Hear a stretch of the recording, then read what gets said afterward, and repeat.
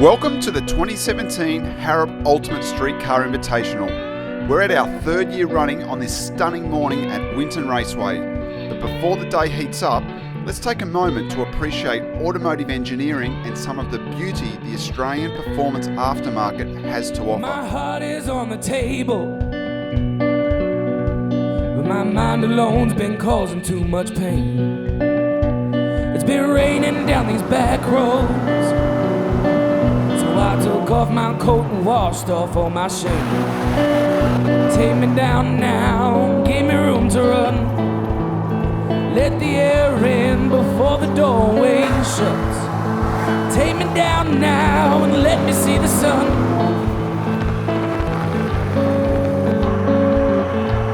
Give me one more push of my luck. Harrop Engineering has great respect for the Aussie performance enthusiasts, and preceding Husky is our annual open house event where everyone is invited with their cars to hang out, tour the factory, win some prizes and revel in each other's passion for cars in all their forms. My mouth is cracked and dry, and my own blade has cut me to the bone.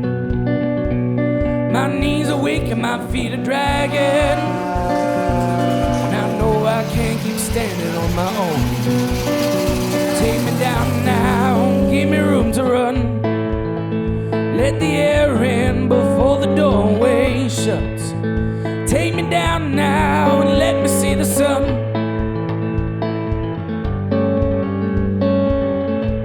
Give me one more push of my luck.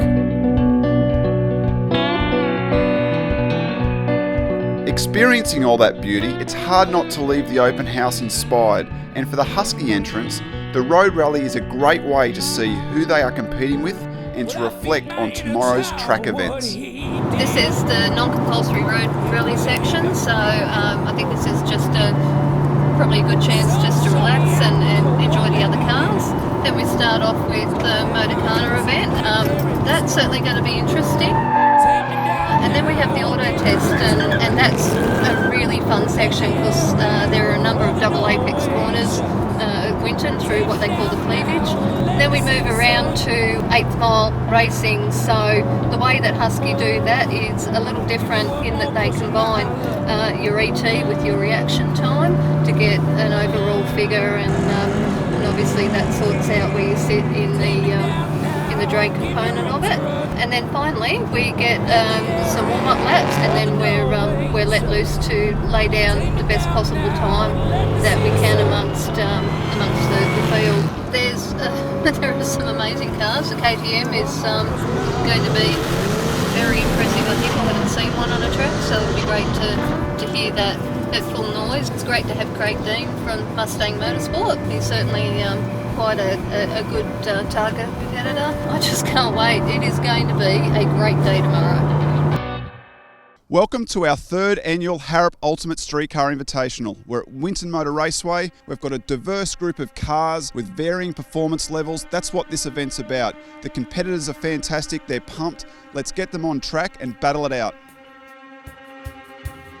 For many of these drivers, Husky is a rare opportunity to test their car control skill and vehicle performance. For 2017, we have a great variety of drivers. There's Christian Fitzgerald in his Audi RS3, Sally is back in her 997 Turbo, and Simon from Peerless Automotive in his F80 M3. Kim's back in her wild HSV Maloo. Ben made the trip from South Australia in his supercharged Maloo. Got Matt from Bullet Performance in a Mustang GT, Joel from Harrop in his Nissan 370Z, and Kwong representing the M Club with his stunning 1M. Mustang Motorsport has James Johnson and Craig Dean in a pair of tarmac rally spec Mustang GTs. Harry's back in his supercharged Lotus Exige S, and Prestige Auto Works has Raz in a Sirocco, Eddie back in the Audi RS3, and Mario in his XR8.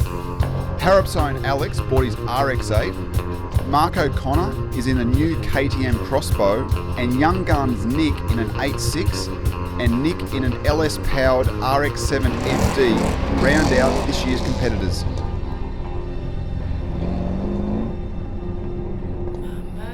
For 2017, we upped the ante with the Husky Motorkhana and designed a longer, more challenging course utilising the full size of the skid pan. Drivers are able to reach higher speeds, but an event held previously here has left considerable amounts of tyre debris, making for a slippery surface. Everyone gets a practice lap, then 2 timed runs. Touching cones are penalties, as are missing the gates and not coming to a complete stop in the finish box. With timing set up, competitors are quick to get on track and try the longer format. It's easier now for the larger cars, but smart driving here really is key. It was a challenge for everyone. Sally, how was the more technical version of the Motorkhana this year? Tricky. You've got to really look where you're going, and there's a lot of orange cones out there, but it was good to walk through it first. Joel and his 370Z amassed significant penalties in his first round, but still managed 5th place at the end. Too many cones, Joel? Couple. It only counts as 1, even though there was 4 there. It's a slide fest for many of the drivers, especially dealing with the mid-course loop.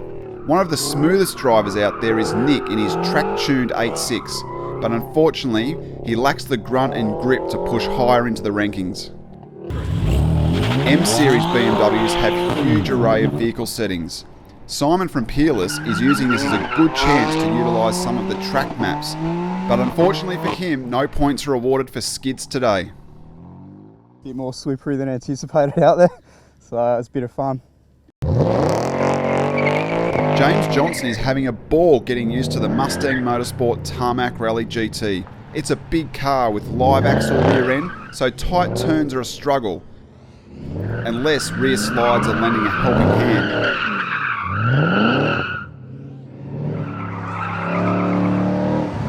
James in the big blue stallion, how was that? Pretty good. It's a bit of a beast. I just have to leave it in first gear the whole time. Kim's having problems with the leaking rear tyre, which isn't helping with grip, especially with its drag spec clutch and big power engine combination. She's doing well to get it around the Motorkhana, but the red beast is a handful and it just wants to let go. Great, I love it. So yeah, I've just got no traction, but that's, the way it is. That's the way things go. Nick's RX-7 with an LS is a nice surprise to hear, combining a great chassis and engine. He hasn't changed the tyres since he bought it and feels they are too old, with no chance of getting the best of what the car has to offer. But that doesn't seem to bother Nick from giving it a good crack. Well, Nick, with the RX-7, it's a case of LS the world. That didn't look too bad. Lots of cones. Pedal fest. Absolute pedal fest. Ben Henley knows his track spec Maloo really well, but has some extra power with the addition of a Harrop supercharger. So he's being cautious on the throttle while learning the new dynamics of the ute. He's placing 4th overall in the Motorkhana, so a great start to his day. Smooth as fast, and that looked pretty good out there, mate. Yeah, not too bad. I don't know who the little man is shifting the cones on me, but he's quick. It's hard to follow, but yeah, a lot of fun. Christian switched from a tuned M3 last year to his new Audi RS3 for this year's event. The extra tuning his workshop has done produces significant gains. These are seriously quick cars, and it was proven with a 3rd place in the Motorkhana. Bit understeery, but look, it was good fun. I haven't really had the chance to light this car up in this environment, so need to work on some more front grip, but really good course this year, nice and long and flowing. Eddie is proving to be the fastest of the Prestige crew with his RS3, using its snappy launch control and turn-in to get into 2nd place overall, matching the same position as last year, a great result. Actually a really nice track to drive on. It's better than last year, I think. Still got a bit of front end grip issues, but I'll drop the tyre pressures, come back out. With everyone out there spending time on track, it was great for the whole crew to warm up and get into the feel of the Husky track experience. There is always a winner, and today's standout lap for the Motorkhana goes to KTM's purpose-built Crossbow, piloted by Mark O'Connor from Simply Sports Cars.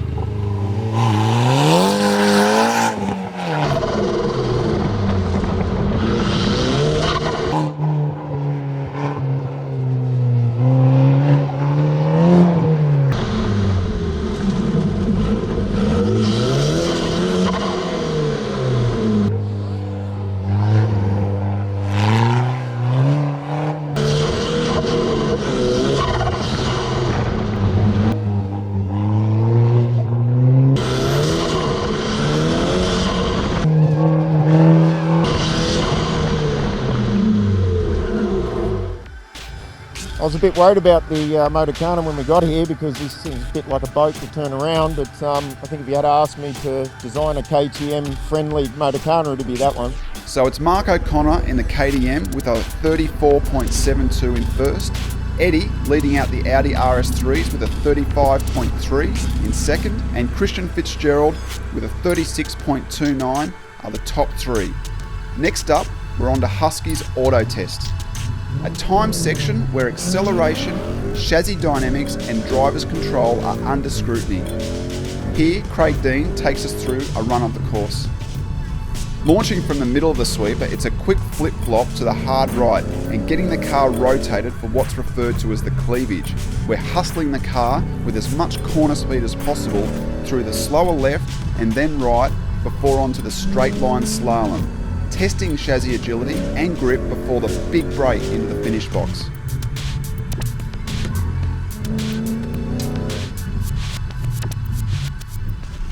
Drivers have 3 runs each and simultaneously do the 8th mile drag strip component on the main straight of Wynter Raceway. So let's get started for everyone's first hit on the main track.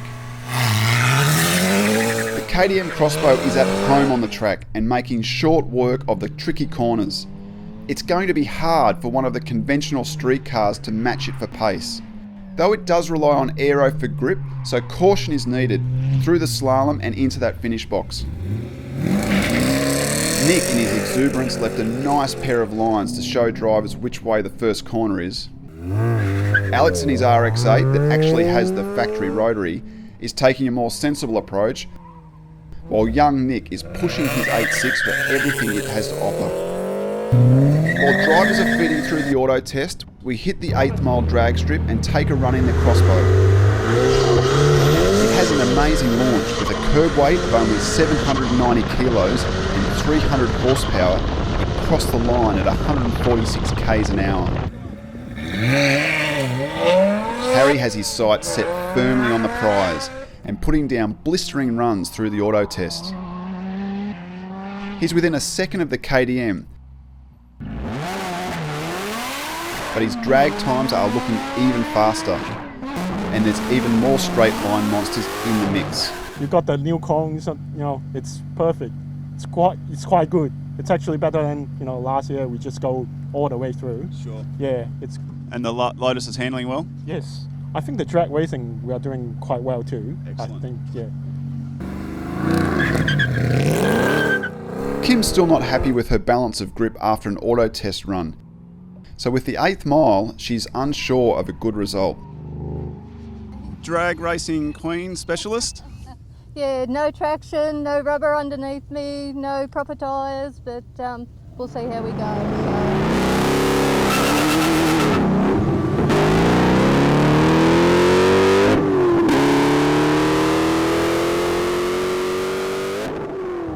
Back at the auto test, Kwong is loving getting used to the feel of his new Öhlins coilovers in the 1M and the Husky format.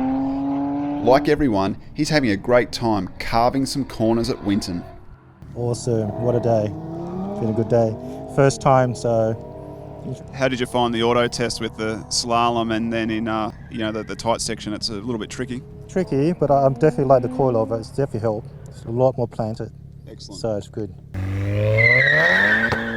The crew at Prestige Auto Works are having a solid go. Eddie in his RS3 is putting down great auto test times, while Raz is getting used to the Sirocco on track.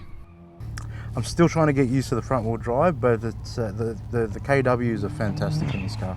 This is Mario's first Husky and he's doing well while working out the track limits of his XR8.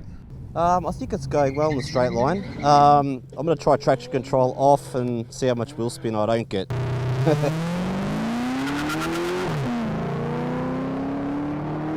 It comes as no surprise with Craig Dean's track experience. He scores well in the auto test, getting the best out of the Tarmac Rally Spec 6th Gen GT.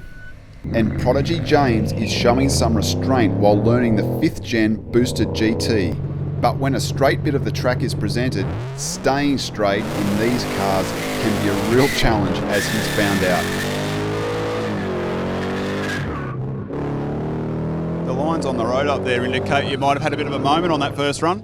Yeah, I did. I pretty much just revved it up, dumped it, and blew through first, second, and third with the tyres lit up, and then the thing kicked sideways.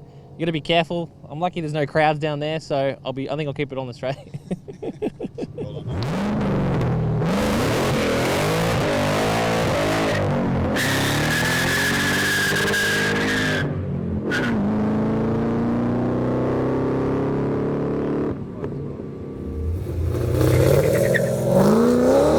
Every driver and vehicle has a different approach to launching and working through the auto test. It's really helping some drivers learn the performance dynamics of their cars. For Matt from Bullet Performance, today is quickly showing him what bugs need to be ironed out to get the most out of his Mustang GT. Mustang's going alright. Hasn't played up since the start of the day, so I'm pretty happy. Just factory tyres are not the best.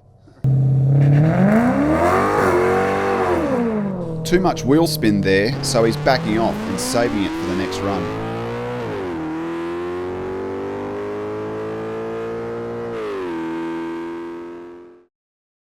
Last year, Sally's 997 Turbo dominated the drag component, and again, she's got everything turned up and her eye on the top spot. Launch control dialed in? Yes, it is.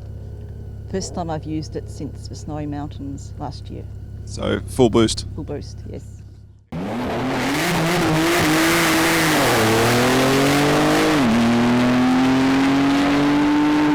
And Sally takes out the drags, and Mark's Crossbow wins the auto test.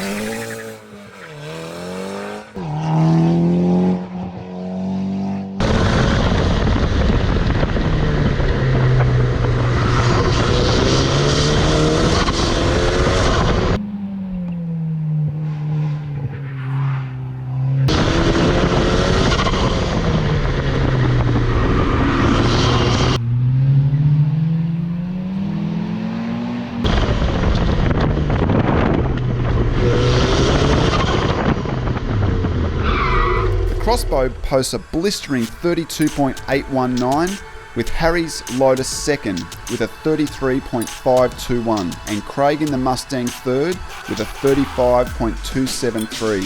Sally's 997 Turbo dominates the drag strip with a 6.989. Then Harry's high horsepower Lotus with a 7.215 and Eddie grabbing third with a 7.424. You turn the air conditioner off, I might want to climb in there with you at the moment. It's nice and cold. What's that, about 18 degrees? Yeah, I've got it down to 18, trying to keep cool at the moment. We'll go off before I take off. But overall, it's just a grouse day. I'm happy to be here, and I couldn't ask for a better car, couldn't ask for better conditions, so yeah, it's good. For Husky's design and engineering component, we critique vehicles on look, innovation and function. No employees of Harrop were judged as we are hosting the event, so it eased the pressure off a little for the other vehicles. We strive to achieve a clean integration with performance enhancements and love seeing how enthusiasts develop their vehicles. Like Simon's peerless F80 M3 with stage 2 tuning and a KW and H&R spring suspension package. Kim's hard-working 440 plus rear wheel kilowatt Maloo with LSA force-fed induction, big cam and an upgraded water and oil cooling for track work. Pong's clean-looking 1M has upgraded induction, tuning, exhaust with a Harrop Ultimate brake kit and freshly fitted Öhlins coilovers.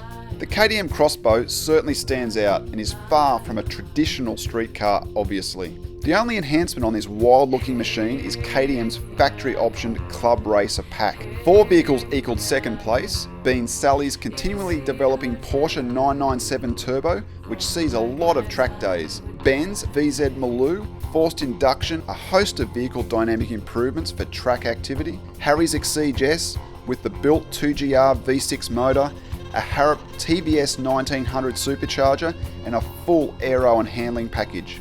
Eddie's heavily tuned RS3 Audi, which continually is the quickest from the Prestige Auto Works crew, and Craig Dean's Tarmac Rally Spec 6th Gen Mustang GT, with race performance upgrades, aero, telemetry, and a roll cage. Although it's quite legal to use on the road, it's more happy ripping through the Australian countryside with a book of rally notes and the clock ticking. For 2017's winner, judges couldn't top the beautifully presented and purposeful Evolve Technic Audi RS3 driven by Christian Fitzgerald.